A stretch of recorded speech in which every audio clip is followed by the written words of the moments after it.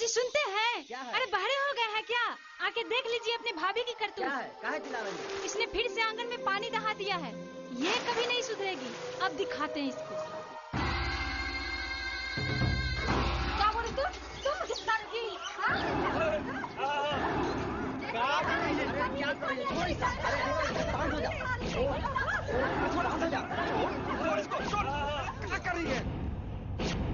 देख लीजिए अपनी आंखों से अपनी भाभी की करतूत। पूरे आंगन को दहा के रख दिया है। अरे पानी ही तो बहा है, कौन खून थोड़े बहा है। बाप रे, अब तो ये हमारा खून करेंगे, खून। अरे बुलाइए रमेश कछड़िया को, दिखा देते हैं हम इसको। खून करेंगे हमारा खून। बताओ। डरते कहाँ है जी? बोलेंगे, हाँ बोलेंगे। बुलाइए सुरेश कछड़िया को, हम भी बता ही देते हैं। लो, बुलाने की क्या जरूरत है, वो तो आ ही गया। सुरो बाबू, मैंने पहले कहा था ना कि झंझट बिना मुकदमा दायर किए हुए हल नहीं होगा। सुरो बाबू, आप घबराइए मत, हम है ना, छठी का दूध याद करा देंगे। चलिए थाना, देखते हैं कौन जेल भिजवाता है। चलिए कर देते हैं, फौजदारी और दीवानी दोनों साथ साथ। बस थोड़े ही दिनों में दम निकल जाएगा इनका। बस थोड़ा जेब भारी करके रखिएगा। सूरो बाबू को चैलेंज करता है, चैलेंज। तुम एक निकालोगे, ये 5 निकालेंगे, 5।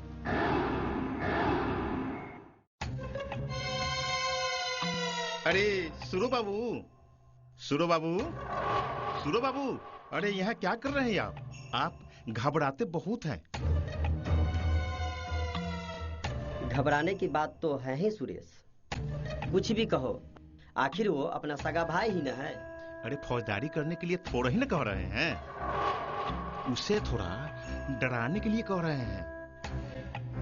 आप ही जरा सोचिए ठंडे दिमाग से, वो कितनी बेइज्जती करता है आपकी। वो तो बात सही है, अपना सगा भाई होते हुए भी मेरा इज्जत कभी नहीं करते, दूसरे के पीछे सर करते रहते हैं। अरे वो ही तो, झट से तैयार हो जाइए, विलम्ब न कीजिए।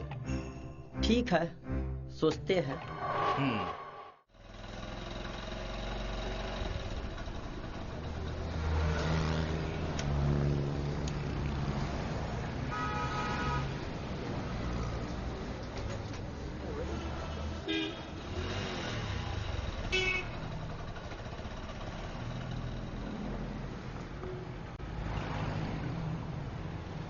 अरे सुरेंद्र। हाँ चाचा, प्रणाम। खुश रहो, खुश रहो। और सब ठीक है ना? सब ठीक है। रमेशवा स्वाहा, सुरेशवा स्वाहा, तुम भी हो जाएगा स्वाहा। भाग जाओ, भाग जाओ। पहचाने ना? फटफटिया, अरे फटाक सिंह। ओह अच्छा अच्छा अच्छा। पागल हो गया है, कोर्ट कचहरी के चक्कर में सारा संपत्ति स्वाहा कर दिया, और तभी से रमेशवा स्वाहा, सुरेशवा स्वाहा, समूचे गांव घर यही करते फिर रहा है। अच्छा ठीक है, ऐसा करो जी, तुम घर चलो। जी, अच्छा। हम जरा खेत खलियान देख करके तुरंत आते हैं। ठीक है। ठीक है, चलो।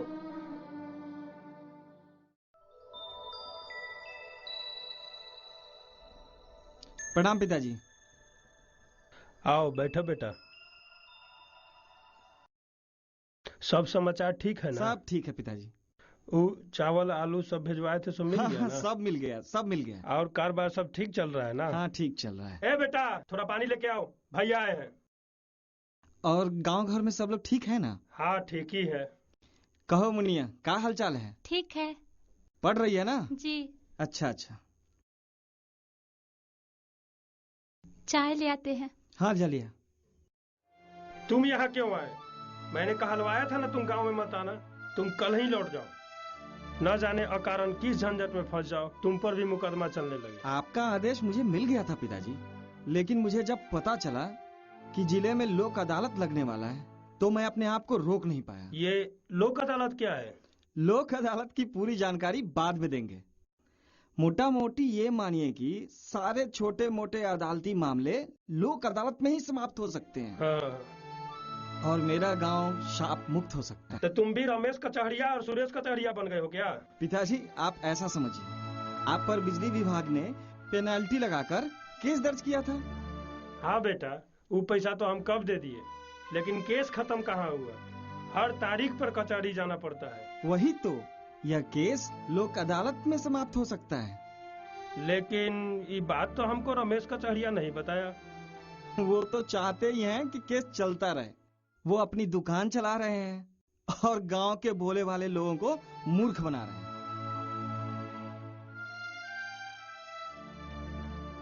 प्रणाम चाचा जी। अरे अरे अरे, खुश रहो बेटा, खुश रहो। बेटा, सिर्फ बिजली विभाग का केस या बैंक का भी केस? हाँ चाचा जी, बैंक का केस भी। आपने बैंक से कर्ज लिया था, समय पर ब्याज चुका नहीं पाए, दोषी हो गए। आधा से अधिक कर्ज मैंने वापस कर दिया था, बस कुछ ही बचा था। बेटी की शादी करनी थी, शेष दे नहीं पाया, ब्याज बढ़ता ही चला गया और आज इतना बढ़ गया है कि हम देने में असमर्थ हो गए हैं। चाचा, कोई भी विभाग फालतू मुकदमेबाजी में उलझना नहीं चाहता है। ब्याज भी माफ हो सकता है, लेकिन वो लोक अदालत में ही, जज साहब की मध्यस्थता में ही होगी। हो सकता है बचा हुआ ब्याज पूरा माफ हो जाए, केवल मूलधन से ही काम चल जाए। ये लोक अदालत बहुत कमाल की चीज है चाचा, गरीबों के लिए वरदान है।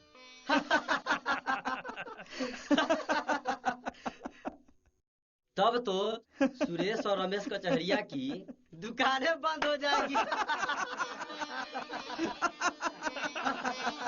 अच्छा बेटा रुको, थोड़ा सा सरपंच साहब से बात कर लेते ना। इस गांव का तो हर आदमी छोटा मोटा फालतू झगड़ा में फंसा हुआ है। आधा गांव तो सारा दिन कचहरिये में बिताता है। तब पिताजी ये तय रहा, सरपंच साहब की बात छोड़िए, मैं जा रहा हूँ शहर, वहाँ जज साहब से मिलकर उनको गांव आने के लिए कहूंगा। मुझे पूरा विश्वास है वो मान भी जाएंगे। पिताजी, मुझे इस गांव को शाप मुक्त कराना है।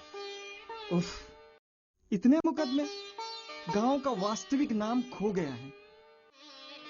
बाहर के लोग इसे कचहरिया नाम से पुकारते हैं। कुछ नहीं होगा, हम जो कहेगा वही होगा। रमेशवा स्वाहा, सुरेशवा स्वाहा, ओम भट्ट भट्ट स्वाहा।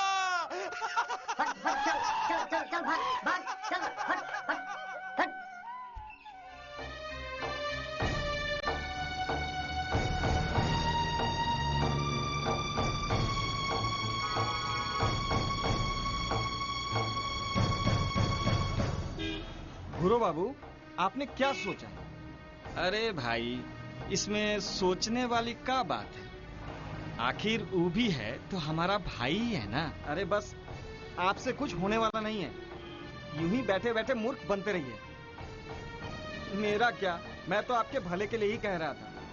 मेरा भला? अभी आपके समझ में बात नहीं आएगी। जब सारा जमीन हड़प लेगा ना, तो फिर मुझे दोष मत दीजिएगा। अरे कैसे हड़प लेगा जमीन? आखिर दुनिया में कोर्ट कचहरी पुलिस दरोगा नाम की कोई चीज है कि नहीं? अरे अरे, मैं तो यही कह रहा था कि बात हद से आगे बढ़ जाए उससे पहले सही काम करना जरूरी है। सही काम आपको कैसे समझाए? छोड़िए, इतना माथापच्ची करने का जरूरत नहीं है। चलिए तैयार होइए। ना घूरो भैया, सुरेश की बातों में मत आइएगा। भाई भाई का मामला भी कोई कोर्ट कचहरी ले जाता है क्या? वैसे भी भाई का मामला है, आपस में बैठ के सुलझा लीजिएगा। और परसों अपने गांव में लोक अदालत लगने वाला है सुरेंद्र के प्रयास से, उसमें जरूर आइएगा। वहाँ आइएगा, आपके सारे समस्या का निदान हो जाएगा।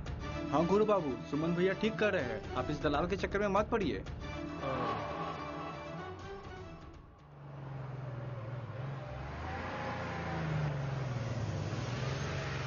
आ गए।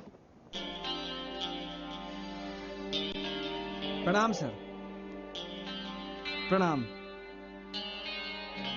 प्रणाम।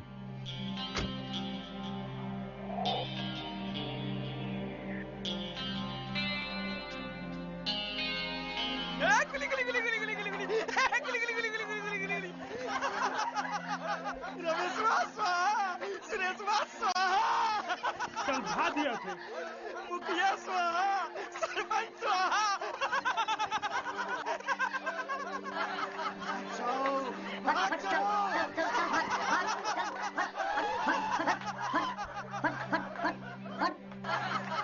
पागल है हुजूर, शांत हो जाइए आप लोग, जज साहब आ गए हैं। माननीय कोर्ट खुद चल करके आए हैं आपके पास। आप लोगों के मन में जो भी शंका हो निसंकोच पूछिए, डरिए मत। हुजूर प्रणाम। हुजूर, बहुत बात तो मैंने अपने बेटे से समझ लिया, लेकिन एक बात हमारे समझ में नहीं आई। ये जो लोक अदालत के माध्यम से मेल मिलाप करा देंगे तो हुजूर का इसमें क्या फायदा? कुछ न कुछ तो फायदा होगा मुखिया जी, तभी तो इतनी दूर से चल के आए हैं। ठीक है, आप कहते हैं। देखिएगा ना, ठगेंगे, पैसा तसलेंगे। शांत हो जाइए, हुजूर खुद चल के आए हैं, इनकी बातों को सुन के लाभ उठाइए। आपकी शंका जायज है। बिना किसी फायदे के आज के दिन में कौन इस गांव का दूध भागेगा? वही तो हुजूर। आप कौन? मैं इस गांव का सरपंच हूँ हुजूर। आपको तो सारी बातों की जानकारी होनी चाहिए, या फिर जानबूझकर कुछ न जानने का नाटक तो नहीं कर रहे हैं? जी नहीं हुजूर, ऐसी बात नहीं है।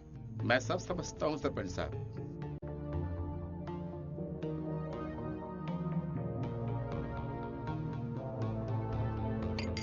चाय पिया जाए हुजूर? अच्छा ठीक है।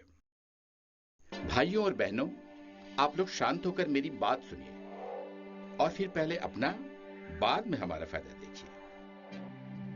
देश में बढ़ती आबादी, लंबित मुकदमों के फाइलों के अंबार और उससे भी ज्यादा न्यायालयों पर बढ़ते बोझ, कई गुना बढ़ते अपराध, इन सब को देखते हुए हमारी सरकार ने एक ऐसा उपाय सुझाया है जिसे हम लोग बिहार राज्य विधिक सेवा प्राधिकार के नाम से जानते हैं।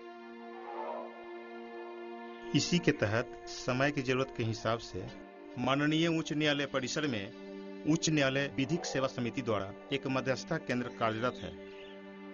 मध्यस्थता केंद्र का उद्घाटन पटना उच्च न्यायालय के तत्कालीन माननीय मुख्य न्यायाधीश के द्वारा वर्ष 2008 में हुआ था। ये मध्यस्थता क्या है हुजूर? अच्छा प्रश्न है। मध्यस्थता के कई अर्थ होते हैं, पर यहाँ पर मध्यस्थता विवादों को निपटाने की एक सरल और निष्पक्ष आधुनिक प्रक्रिया है। इसके द्वारा मध्यस्थ अधिकारी दबाव रहित वातावरण में विभिन्न पक्षों के विवादों का निपटारा करते हैं। निपटारा कैसे करते हैं हुजूर? सभी पक्ष अपनी इच्छा से सद्भावनापूर्ण वातावरण में विवादों का समाधान निकालते हैं और आपस में ऐसा समझौता करते हैं जो सभी पक्षों को मान्य होता है। मध्यस्थता में आखिर होता क्या है हुजूर? बता रहा हूँ। असल में मध्यस्थता में मध्यस्थ अधिकारी निष्पक्ष मध्यस्थता के लिए पूर्णतः प्रशिक्षित होता है और सभी पक्षों को उनके विवादों का हल निकालने में मदद करता है। दरअसल ये मध्यस्थता एक ढांचागत प्रक्रिया है। श्रीमान, ये ढांचागत प्रक्रिया कौन से न्यायालय का नाम है? भाई साहब, ढांचागत प्रक्रिया किसी न्यायालय का नाम नहीं है। इसका मतलब यह है कि मध्यस्थता में कार्य करने का तरीका जो कि 4 चरणों में किया जाता है। तब तो फिर तारीख पे तारीख। अरे नहीं, ध्यान से सुनिए। मैं बारी बारी से सभी चरणों को बताने जा रही हूँ। पहले चरण में परिचय होता है, जिसके तहत मध्यस्थ अधिकारी मध्यस्थता की प्रक्रिया से सभी पक्षों को अवगत कराता है और उन्हें प्रक्रिया के नियमों और गोपनीयता के बारे में बताता है। हुजूर, और दूसरा चरण क्या है? दूसरे चरण के बारे में मैं बताता हूँ। दूसरा चरण एक संयुक्त सत्र होता है जिसके अंतर्गत मध्यस्थ अधिकारी दोनों पक्षों से उनके विवाद के प्रति जानकारी प्राप्त करता है, साथ ही विवाद के निपटारे के लिए दोनों पक्षों में अनुकूल वातावरण तैयार करता है। और तीसरा चरण क्या होता है हुजूर? तीसरा चरण एक अलग सत्र होता है जिसके अनुसार संयुक्त सत्र के अलावा यदि जरूरत हो तो मध्यस्थ अधिकारी हर पक्ष से अलग अलग बात करते हैं। इस सत्र में सभी पक्ष अपने हर मुद्दे को मध्यस्थ अधिकारी के समक्ष रखते हैं, जिसे पूरी तरह गोपनीय रखा जाता है। और फिर इस सत्र में मध्यस्थ अधिकारी विवाद की जड़ तक पहुंचता है। फिर उसके बाद जब आप तीनों चरणों से गुजर जाएंगे तब अंत में समझौता होगा। समझौते में विवाद निवारण के उपरांत मध्यस्थ अधिकारी सभी पक्षों से समझौते की पुष्टि करवाता है और अपनी शर्तों को स्पष्ट करता है। इस समझौते को लिखित रूप में अंकित किया जाता है, जिस पर सभी पक्ष अपना हस्ताक्षर करते हैं। यदि आप लोगों के मन में और कोई शंका हो तो आप लोग पूछिए। इसका मतलब है हुजूर कि लोक अदालत में सबसे बड़ी भूमिका मध्यस्थ अधिकारी की होती है। आपने बिल्कुल ठीक कहा। मध्यस्थ अधिकारी विवादित पक्षों के बीच समझौते की आधार भूमि तैयार करता है, दोनों पक्षों के आपसी बातचीत और विचारों का माध्यम बनता है, दोनों के बीच समझौता कराने में आने वाली बाधाओं का पता लगाता है और फिर दोनों पक्षों की सहमति से उन बाधाओं को दूर करने की कोशिश करता है और फिर समझौते की शर्तें स्पष्ट करवाता है, उनके हित की बात करता है और फिर अंत में ऐसी व्यवस्था करता है कि दोनों पक्ष खुशी खुशी स्वेच्छा से समझौते को अपना सके। ये मध्यस्थता केंद्र कहाँ कहाँ है हुजूर? मध्यस्थता केंद्र माननीय उच्चतम न्यायालय, माननीय उच्च न्यायालय और सभी जिलों में जिले स्तर पर भी कार्यरत है। अच्छा, तो यह बताइए जज साहब, यह विधिक सहायता सह सुलह केंद्र अपने जिले में है या नहीं? हाँ बिल्कुल है, आपके जिले में है। इस केंद्र की स्थापना राज्य के विभिन्न व्यवहार न्यायालय परिसर में की गई है और अब तो ये प्रत्येक गांव में भी विधिक सहायता केंद्र के रूप में खुल रहा है। विधिक सहायता केंद्र तो खुल जाएगा हुजूर, पर सेवा देंगे कौन? और हम गरीबों से रुपये की मांग की जाएगी? नहीं नहीं, वहाँ विधिक स्वयं सेवक रहेंगे। मुकदमा शुरू होने से पहले ही कानूनी सहायता देंगे, वो भी बिल्कुल मुफ्त। सप्ताह में कितने दिन केंद्र खुले रहते हैं सर? विधिक सहायता केंद्र सप्ताह में 6 दिनों तक कार्यरत रहता है। हुजूर, हम लोगों को सारी बात समझ में आ गई। इसकी जानकारी आप लोग अपने आसपास के सभी लोगों को देंगे और समाज के अंतिम पंक्ति में खड़े कमजोर व्यक्ति को न्याय दिलाने के संकल्प में भागी होंगे। लोक अदालत में दोनों पक्षों की सहमति से बिना किसी खर्च के सारे मुकदमे समाप्त हो जाते हैं। आप तो धन्य है हुजूर, आपने हमारी आंखें खोल दी।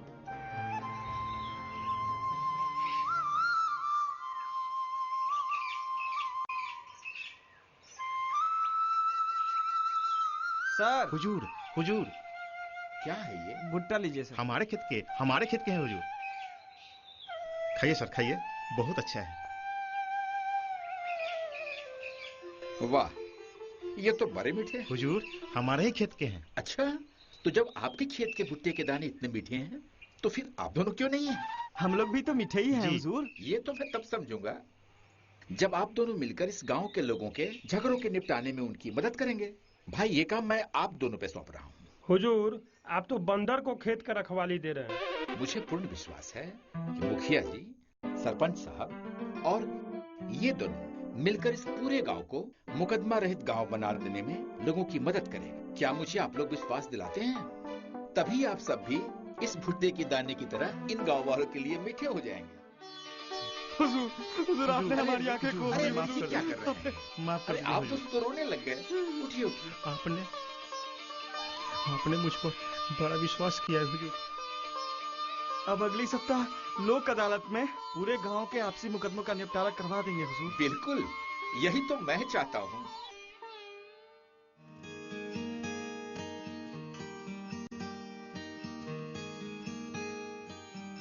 बड़ी कृपा की आपने हुजूर।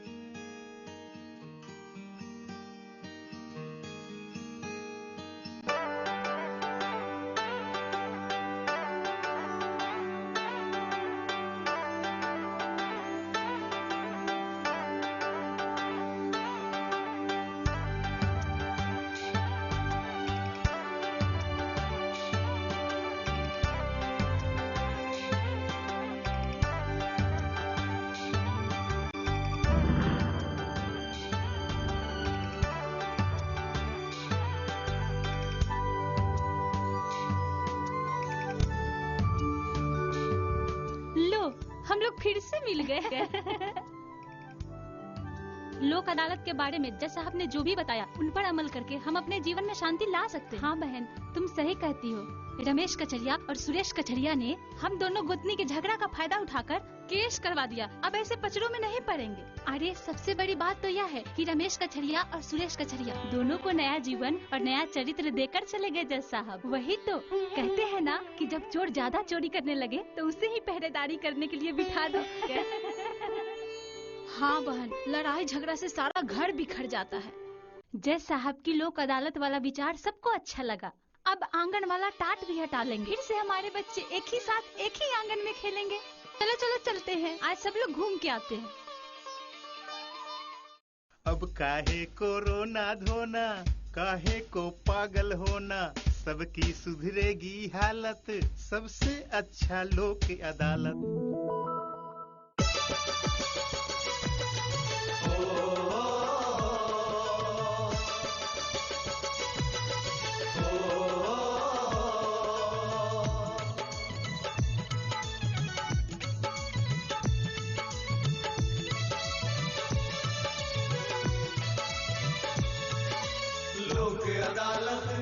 अदालत लोक अदालत, लोक अदालत, अदालत लोक अदालत।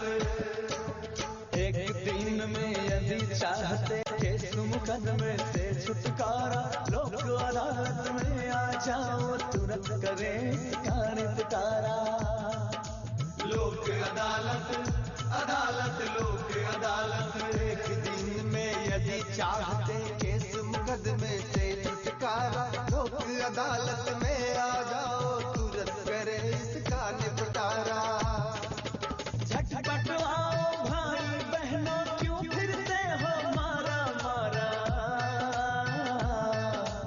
लोक अदालत बुला रही है, यहाँ मिलेगा तुम्हें सहारा। लोक अदालत बुला रही है, यहाँ मिलेगा तुम्हें सहारा। लोक अदालत, अदालत लोक अदालत, लोक अदालत, अदालत लोक अदालत।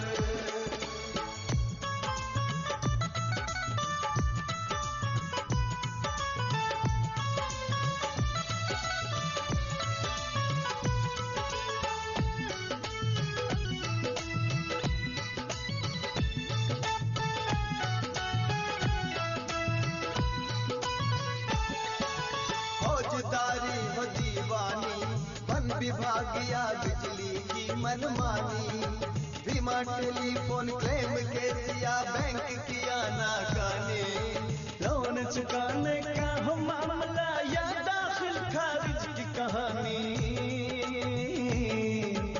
एक ही रोज में निपटा देंगे जीवन भर का गुत्थी तारा। एक दिन में यदि चाहते केस मुकदमे से छुटकारा, लोक अदालत में आ जाओ, तुरंत करे इसका निपटारा। लोक अदालत, अदालत लोक अदालत, लोक अदालत, अदालत लोक अदालत। एक दिन में यदि चाहते केस मुकदमे से छुटकारा, लोक अदालत में आ जाओ, तुरंत करे इसका निपटारा। झटपट आओ भाई बहनों, क्यों फिर से हो मारा मारा। लोक अदालत बुला रही है, यहाँ मिलेगा तुम्हें सहारा। लोक अदालत बुला रही है, यहाँ मिलेगा तुम्हें सहारा। लोक अदालत, अदालत लोक अदालत, लोक अदालत, अदालत लोक अदालत।